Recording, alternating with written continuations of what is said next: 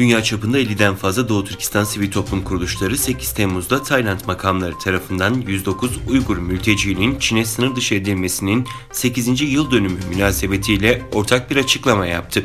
Açıklamada STK'lar Taylandlı yetkilileri ülke genelinde gözaltı merkezlerinde tutulan 52 Uygur mülteciyi serbest bırakmaya çağırdı.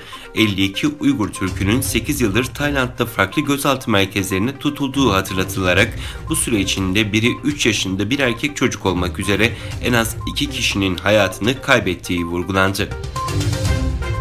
İngiltere Ticaret Önlemleri Kurumu, Ukrayna'daki savaş nedeniyle diğer ülkelerden gelen arzdaki düşüşü karşılamak için daha fazla ithalata ihtiyaç olduğunu belirterek Çin inşaat çeliğine yönelik anti-dumping önlemlerinin kaldırılmasını önerdi.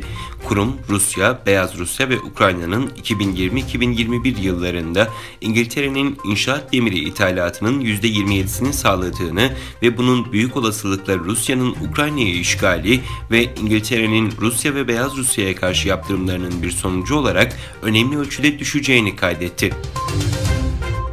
Türkiye, Rusya, Ukrayna ve Birleşmiş Milletler askeri heyetleri Ukrayna'daki tahılın güvenli bir şekilde sevkiyatının sağlanmasını görüşmek için dün İstanbul'da bir araya geldi. Kuzey Kore, Rusya ve Suriye'nin ardından Luhansk ve Donetsk Cumhuriyetlerinin bağımsızlıklarını tanıdı.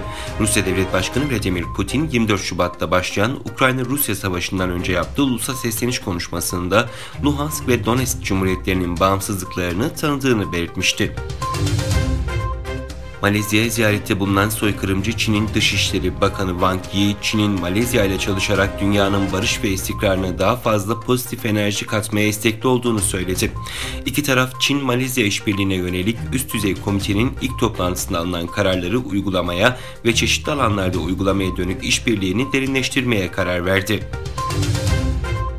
Japonya'da polis 8 Temmuz'da başkent Tokyo'da seçim kampanyası sırasında uğradığı silahlı saldırı sonucu hayatını kaybeden eski başbakan Shinzo Abe'nin öldürüldüğü bölgenin yakınındaki bir binada kurşun izi tespit etti. Polisten yapılan açıklamaya göre Abe'nin öldürüldüğü alandan yaklaşık 90 metre uzaklıktaki bir binanın duvarında kurşun izleri belirlendi.